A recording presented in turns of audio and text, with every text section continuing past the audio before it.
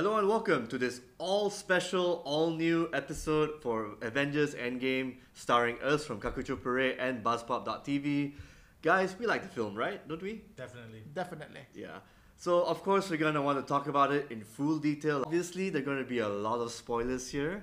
So, yeah, this is your warning. So, if you want to actually get to the end of the episode, like, non-spoiler parts, I think it's the end of it. But generally, we're just going to dissect everything about Avengers Endgame, as well as even some spoilers for Infinity War, as well as other Marvel Cinematic Universe movies.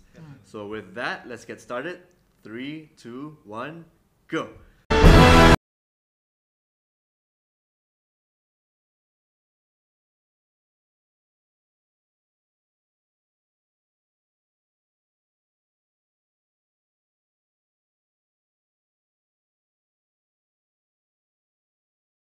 So, first act, Thanos got killed in the first 10 minutes of the film.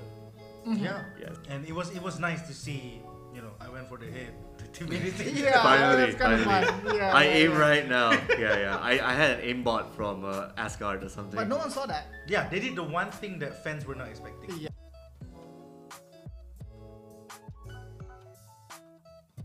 I was expecting Captain Marvel to be wiped out in the first 30 minutes. That was my theory because I didn't see her anymore after the first, in the subsequent trailers. So that was my theory. But yeah, I'm kind of happy that they actually threw me off my train of thought.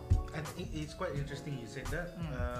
If you want to think about it in a production timeline, they wrote Captain Marvel's role in Endgame even before the Captain Marvel film was written. Yeah. So that's why you had so little of Captain Marvel in the whole film, because they don't even know how she is, what her personality is like. None of that was even written yet. But Which is why they had a movie out for her. I mean, all that setup of Captain Marvel, it just felt like, yeah, she did a lot, but not that much of an impression because she gave that one excuse where basically, I'm out saving other planets that don't have the Avengers. But here's the thing, I mean, after Infinity War, we were told Captain Marvel's coming. So we thought we're gonna get all this, this specific movie for her that's gonna explain all about Carol Danvers. Which we did. We did. But after watching Endgame, suddenly Captain Marvel, that movie, you can totally skip it. Yeah. I think if you missed Captain Marvel the movie, It was totally. Yeah, you would like, okay, there's this strong chick over here that she's like this one. Yeah. After that, she becomes a butch. So yeah, from a production timeline, that explains why she's so little in the movie. Yeah. And that placement of her film also is so weird. Yeah. Because it's brought up as though you need to know her, she's the It strongest. doesn't serve a purpose. And then in the film, she's only there for like. It felt like a cash grab, sadly. I hate It's a this- cash grab for It people who like superheroes as females. I and felt stuff. cheated. In a way, I felt cheated because, they liked us. and I think Disney kind of bit themselves in the ass there because by doing that, by shoehorning her into that position, just to fit into that narrative when there's no payoff in Endgame. It's all marketing. It's all smokes and mirrors. In a sense, they needed number way. It's like a plot device. They needed somebody to go find Stark in the middle of nowhere, and then number two, they needed somebody strong enough to beat up Thanos' shape at the end. And then they were like, why don't we use Captain Marvel? Yeah, I mean, you could have written Thor to do it. You could have written. They don't have a Superman in the universe right now. So Captain Marvel is the Superman. It's their Superman. I don't know. I mean, it's instead of getting the ingredients to bake a cake, it's like, okay, I have this. How do I put this somewhere in the cake? Yeah, they're reverse engineered. So suddenly you have like some huge peppermint candy sticking out of the cake, yeah. just because you have a peppermint candy on a chocolate cake. Yeah. It doesn't work.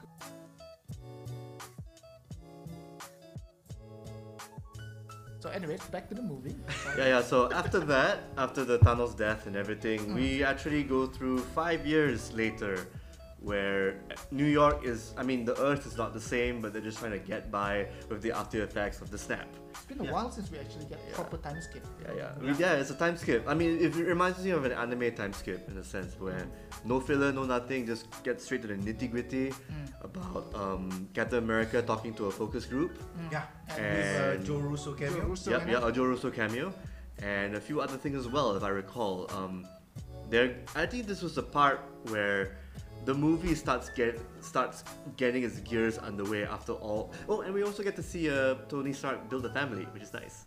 Yes, Really good cute. stuff. But before that, I want to go back to that really good piece of acting that Robert Downey Jr. did when he was basically torn apart before the Thanos killing bit. You know, where he's broken down. He's a man who's already lost his way. Like, he's lost. So shrunken. Yeah, so shrunken. Yeah, He did manage to put in a little bit of bad joke, but that's about it. Yeah. But at the same time, all it takes for him to actually get his ass into gear is, you know, Captain Marvel and maybe a few other things. I agree. That scene was very strong because that's the first time that Cap and Stark were in a room together. Yeah. After Civil War. Yeah, and the first thing that Cap said was like, "I'm sorry, I failed." Yeah. You know, and then Tony came back like, "It's because you weren't there. It's because we weren't together." I was like, "Wow, there's so much anger." Yeah. I So mean, much. he is angry for good reason. He just lost. Yeah. And yeah, I would actually be in that position. I would be very frustrated. But at the same time, at least he got his head in the game, in a sense. But it took a while. It took a while. Well, I yeah, think there's a lot of pent-up anger from Tony. Then I thought it was delivered very well. yeah.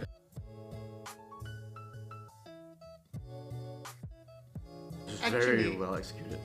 He's not the only one. When you mentioned like really brilliant acting, I thought Paul Rudd, when he met back Cassie, right? Yep. Oh, Oh yeah, That yeah. was Okay. a very, it's underrated, but for him to pull that off, and he actually got it, and it's okay. Yeah.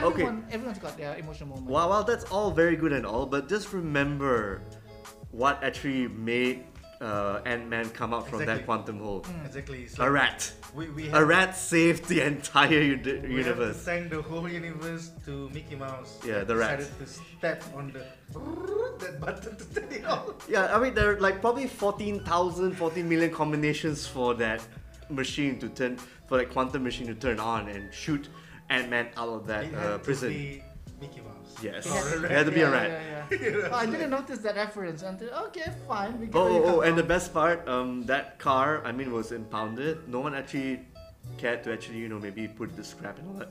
Like, it was probably a really nice impounding company or government to actually just keep that car around for 5 years, five Yeah, goddamn years. They hired Ken Jeong. Yes, for- yeah. Yeah. One of the many cameos from Community, by the way. Don't forget Russo brothers. They did Community back in the day. So yeah, it's pretty cool to see him as a cameo. Keeping that car, keeping that van alive.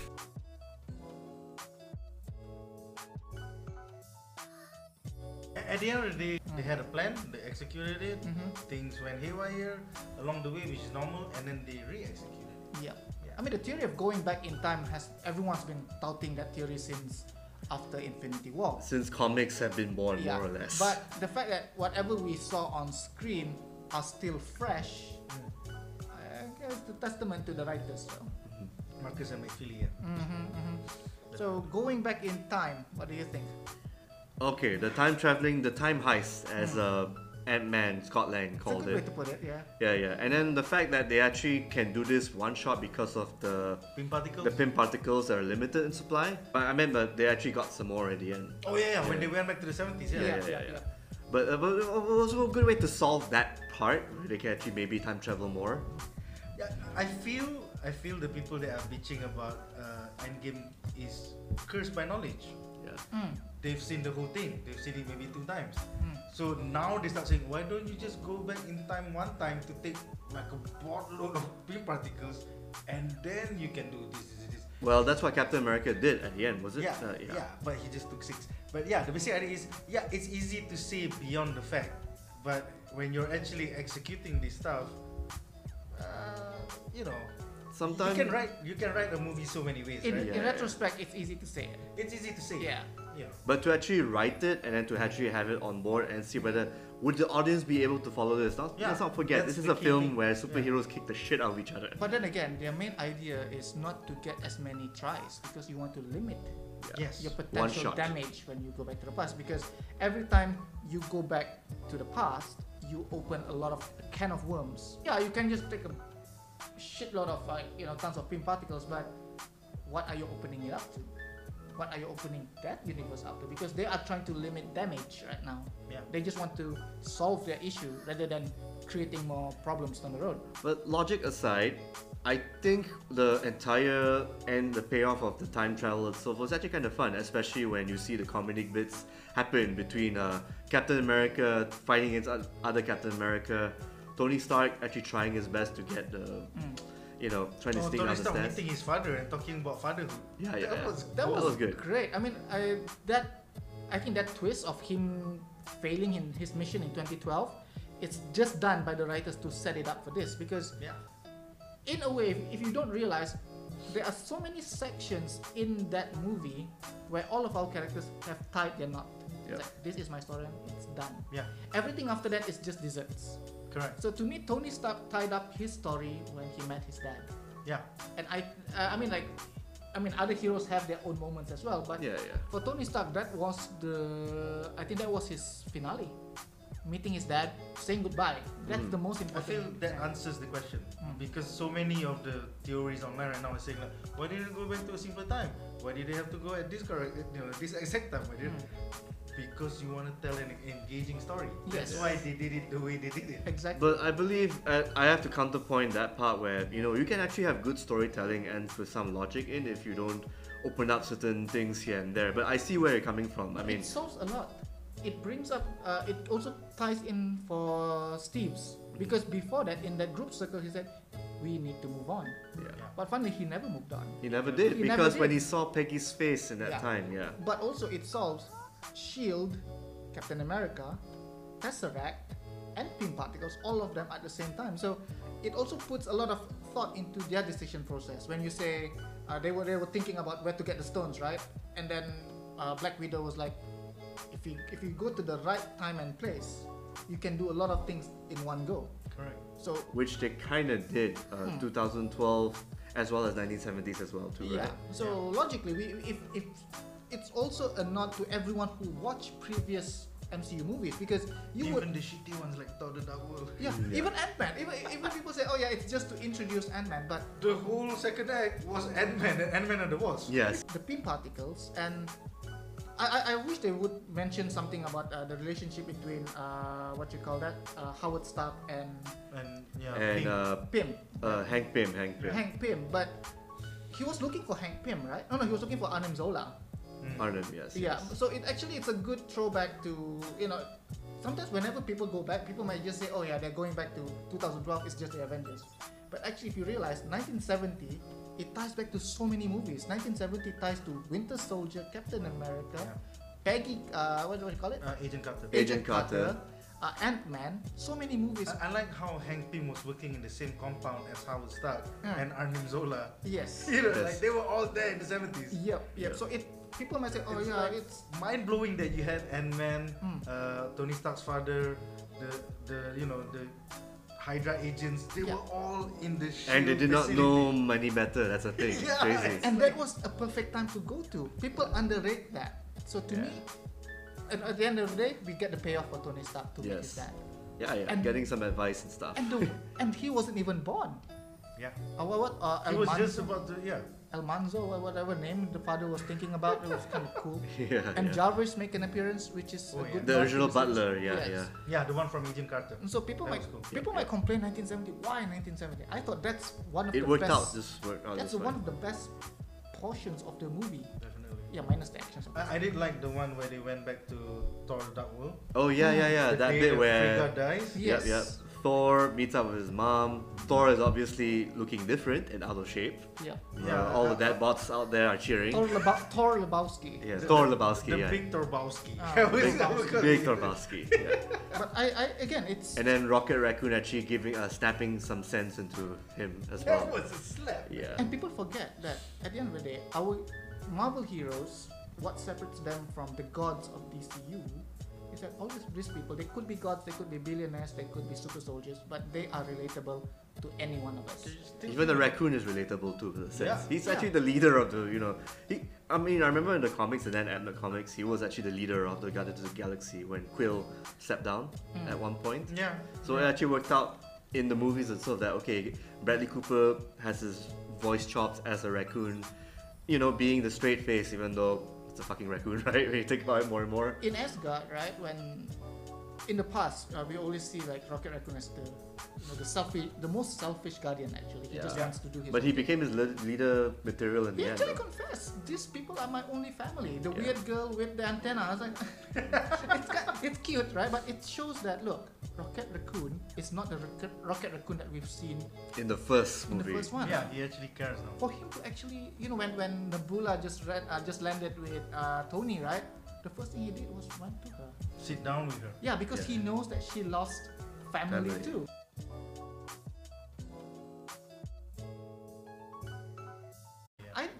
Again, all of these small things that's written into the movie, people tend to forget. They tend to miss, and I think the development of our characters, that's what it's. Correct. Yeah. Like, Especially I hate for a it big ensemble film. when people go online and just say plot hole, plot hole, plot hole. It's not a fucking plot hole, man.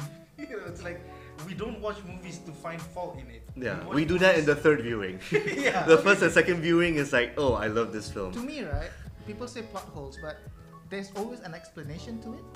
I mean, in different understanding. And I think if the first person when say plot hole, you probably didn't watch the 21 movies prior. Yeah. Okay, you might want to miss several, but if you watch at least 19 or 18 or 19 of them, you would be able to piece up why the characters are like Yeah. this. On that note, Avengers Endgame is probably the worst film to watch if this is your first MCU film. I have a I don't think feeling- anyone outside of living of caves they have that I won't be experience surprised. A lot of people, they just want to jump onto a bandwagon. Yeah. Just without knowing anything. without knowing anything. They probably just saw Infinity War. They probably read Wikipedia pages. They probably never picked up a comic in their life. Yeah. I mean- Worst movie to watch if you're in that kind of particular section. So I thought, okay, there are certain points we felt that could have been written better, but everything falls in place to fit the next narrative in that storyline. I think my theory, I mean, I won't say it's terribly written at all. No. It's just that, again, time traveling is a really tricky thing to write. Very. And for comics, it's even worse so, in a sense. Yeah. Especially with so much continuity going on. Definitely. At least in this MCU universe, we got like a standard yet entertaining plot. Because I felt that the entertainment value, the payoffs, the cameos, the fan service, everything that all wraps up from the 10 years of legacy actually outweighs the many contradictions and possible holes that time travel has been introduced in this particular universe.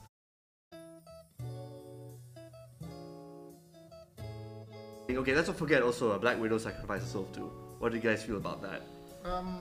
Like I was saying, a lot of characters have their tie where they tie the knot on Yeah. this one. I thought that was her, because if you, I look back at Winter Soldier, when she's talking about, you just create your past, right? Yes. You just create a new story. You just do this. Again, she was like a more grounded version of Rocket Raccoon. She just cares for herself. Very few people that she, like she asked Steve, right, what do you want me to be? A friend. Yeah. And people always question that relationship between her and Hawkeye. It's the most platonic relationship you can have. And Yeah, it's a brother and sister thing. yes. Yeah. And both of them are equal Soul Stone equivalent. Candidates, Is it Soul Stone? Is it Soul Stone? Yeah. Soul Stone Soul Stone, candidates. yeah. So it shows to her position where both of them are trying to sacrifice for one another. Yeah. Then the one thing that Hawkeye has is family going forward. So having Black Widow sacrifice herself to regain her family, I feel was like To regain his family. yeah. Everyone. So she's making the ultimate sacrifice. Yeah. So Yeah. I'm kind of sad to see her go, obviously, because we've seen her since Iron Man.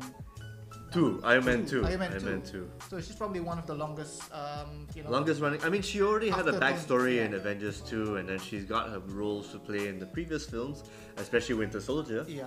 So at the end of the day, yeah, I felt that, again, let's not forget there's also that Black Widow movie coming up, which might probably flesh her out a bit now further. know that it's gonna be a prequel It might be a prequel. and who might knows? end in Budapest with Hawkeye.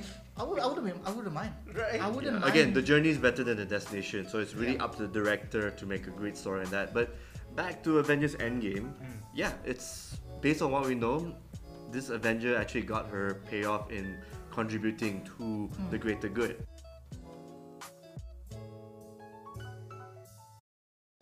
Okay, another convenient situation is, what if somehow it was Rhodey and Nebula who actually went to Vormir?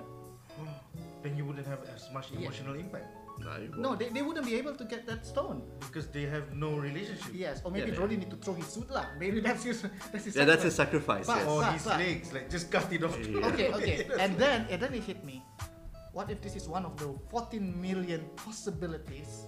Where That's- Rhodey and Nebula stayed back. Yes. So when people say, "Oh, one of the 14 million possibilities is like this one," how things could happen, right? So one possibility is Nebula and Rhodey actually went there. And then they fuck. They just fuck on Yes. both ends. And this situation, it was The other way around. the other way around. So Okay. it all came into Doctor Strange's play. So when people say, "Oh yeah," people say it might be convenient. A lot of these plot points and positions are convenient That's because how stories are anyway. no, They have to this play is that. one. This is that one particular like a blind cat will eventually find a dead rat. Yes. Eventually. So this is the eventuality that Strange actually funneled them to. So that's why he would. That's why he. That's the only way of saying it. You know, if people saw. So out of the 14 million possibilities, Yeah. this is the one where the rat hit The button, the yes. start button. Yeah. And at the same time, this is the one where Rhodey Yes. and Nebula did Yeah, because if you think about it, right? What about 14,602? Or that one? the rat didn't hit the start button. Yeah, Tony probably snapped wrongly, or it didn't come out of nothing Yeah, happened, or yeah, it didn't stack. So if you think about it, 14 million might sound a bit absurd, but once you take into context, you know what are the possibilities of the three of us sitting here?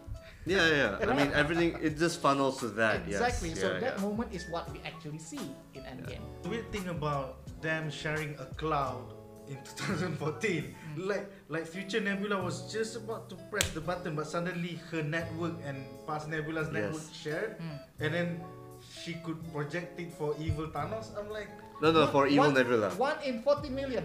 Yeah. 1 in 40 million. I'm just gonna use that for whenever people say plot points. That's 1 in 14 million. Well, Thanos did build that shit in her head, so generally she's going to see it That's in a future Nebula too. That's a one and all solution to any plot point question. It It's is. 1 in 40 million, don't you see?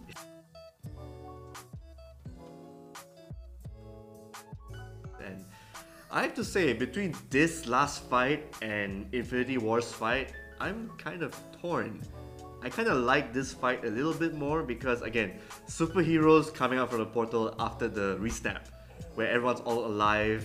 Even though I know everyone's alive already, I didn't see that scene actually taking place. Okay, before that, let's not forget, I think it was Captain America who finally managed to wield Mjolnir after all this time. That was That's a good. godlike, dude. That's a good nod to the comics. Yes. I was like, okay, that's And also the movie too, don't forget. Avengers, they teased this in Avengers too. yeah, Yeah. the one where he nearly moved it. And his selfless acts through and through, being a rebel and standing up to what he believes, obviously led him to him being worthy of holding the hammer. But the setup, Yeah. because Thor was getting his face punched in. Yeah, and the next thing you saw was Mjolnir was moving. Yeah. So you thought, okay, it'll be fucking awesome. Like he's gonna call it like a lightsaber and then just go tiger uppercut. Yeah. And next thing And then Thor was like, yes! then it comes to Captain America, which is like, alright, Yeah. That was nice one. That was so good. I mean, the way he swings it, attacks, the and way the he payoff. uses it with his Shield, shield. oh, that's so good, Like dude. a tag team combo. I was like, wow. That scene where he was like swinging it, Yeah. I thought like, okay, he picked it up from Thor. Yeah. It would be fun if Thor's like, oh, you're copying me. Yeah. But it was fun. It was like a.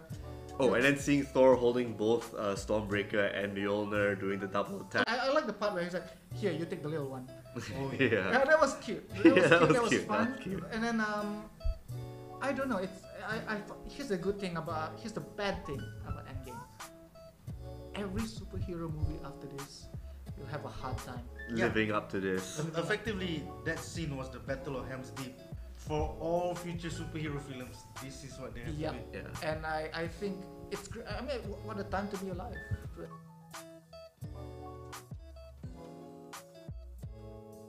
Okay, so big fight. Again, nice to see Captain Marvel blowing up a ship as usual, getting punched in the And she face. got punched and she just got knocked out. No, because of the Power Stone. It's like a That's blindside the thing. beauty of it. I think that scene showed brains and brawn. Yep. Like Captain Marvel's such a jock. She just wants to like, oh, I'm gonna break your fingers. Yeah. And then Thanos goes like, no. Yeah, he's still smart. He's still a smart He guy, just like, you know. Yeah, the Power Stay Stone. down. Yeah. Stay And down. then, of course, we know Captain Iron Man actually made the ultimate sacrifice with the ultimate line. Like Thanos says, "I'm inevitable," and then he took the stones. I am Iron Man. No, that was such a kick-ass line, dude. I cried at that moment. We know there's no chance of him surviving because Thor, not Thor. No, Bruce Banner, Bruce Hulk, barely survived. yeah. Like half his Yeah, even Thanos barely survived. Yeah. So And he's only human, man. Yeah. and yeah, speaking of Thor, right? The writing is done to a way where we know the perfect Avenger to actually deal with it is Thor. Yes. But they put Thor in a situation where he's in his worst shape of his life. Yes. Effectively, the Literally and figuratively. yeah, the screenwriters nerf him physically and psychologically. Yeah. Yeah. Because then the second and third act would just be like, I went for the head.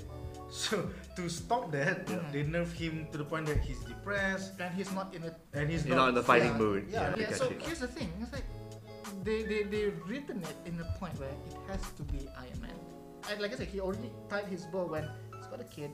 Yeah, Happy 5 years of life with Pepper. yeah, And Who has her own suit of armor now. kind of cool, Yeah. kind of cool. Pretty cool. And also they opens a lot of room for characters to develop. definitely. Yeah, so you end the movie with the most iconic line. Yeah. You started the franchise with that iconic line. You end it with I am Iron Man. I thought that's That was so good, dude. Yeah. And if you see from the first Avengers, Uh, Stark has wanted to sacrifice himself to Yeah. save the whole world. Yeah, yes. In the It's- first Avengers, yeah. like He got his wish. He's just finally. fulfilling his destiny. What, you know? what did Steve say? The sacrificial play, right? Yeah. And he did. He Oh, and Doctor Strange giving the finger, like, not giving him the middle finger, like, just Like, one. Yeah. One. Yeah. This is it. Or he's One. probably telling him, yeah, you're number one. Of He, course, he, yeah. he took it like he took it for the team. He took it for everyone. So I think that's the best ending that you can give Tony Stark. Definitely.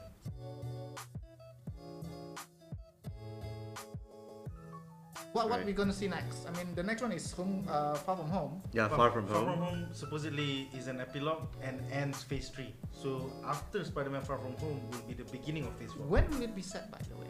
Is it pre-Endgame? It's or probably post after. It's Endgame? after It's gonna be Endgame. in 2023. So basically, it's post-Endgame then. Post Endgame like a few minutes after. Okay, so basically, people who were lost for 5 years get in touch with people who didn't. Yeah, that's the Most likely, So yes. yeah. So I wrote in our article on Kakuchopure about how it might explore that between those 5 Or some years. people are in college while some people are still in high school. Yes, and between those 5 years, the bad guys, different breed of bad guys came up, Yep. Yeah. and I hope it's gonna be a precursor for new Avengers. All new Avengers, younger Avengers, probably led by.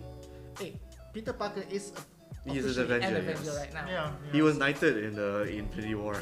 Yeah, Really that's pretty good. Well, the way I look at it, phase 4 is quite worrying because effectively it's like you're going back to phase 1. You're rebuilding your players. You know, like New players. Yeah, but, imagine you have a football team, like your veterans are gone Yeah. and you have to rebuild your players. It's even scarier now because if phase 4 happened in 2009 when the first Iron Man came out, around that climate, no worries, because the writers and everyone have their own creativity to go. It's a blank space. But we live in again, like I said, entitled viewers, we live in a scene where I don't like this Avenger, I don't like this edition, and let the writers do their job. Yeah, they have the creativity outlet. They have their ending already set in stone. Don't I let them feel change it they're up. lucky because they have Kevin Feige there acting as a shield. You know, if we were rebuilding phase 4, rebuilding the universe, I don't think they should even have an Avengers movie in the first 3 to 5 years. I agree. Yeah, I agree. just spend the first 3 years rebuilding, or Building like the stuff. making, Yeah. building Yeah. new characters. Set up, and the whole Disney Plus might be a good with the Falcon and Winter Soldier. Mhm. Yeah, They if they want to come up with an Avengers movie, the next Avengers movie should be based on all this like mini leading into one. mini series going to that. So I don't want to see another Avengers movie in the next 5 years. Yeah. I want to see standalone heroes that we know that's connected to one another. We don't need a huge come together sort of this one. Yeah, like a big bad shouldn't be around until maybe year 5. You need to build the big bad. Yeah. I mean, if you build Thanos over 21 movies, then You need an equally powerful villain. Maybe you guys have any? Kang the Time Conqueror. I guess Kang would They're be already the playing best with choice. time, you know. Galactus. Galactus? Galactus would Maybe need another 20 years. FF Yeah. as well. You need FF and Yeah. X-Men in this. But I wouldn't be surprised when they use all this. Don't forget, putting down the stones to lead to FF, even X-Men. I don't know. Yeah, and they're only starting to build up on the X-Men / Fantastic Four brand and characters, like starting this year or next year even. No, Much later, right? Effectively, Phase 4 has been planned even before the Disney Fox acquisition. was a thing.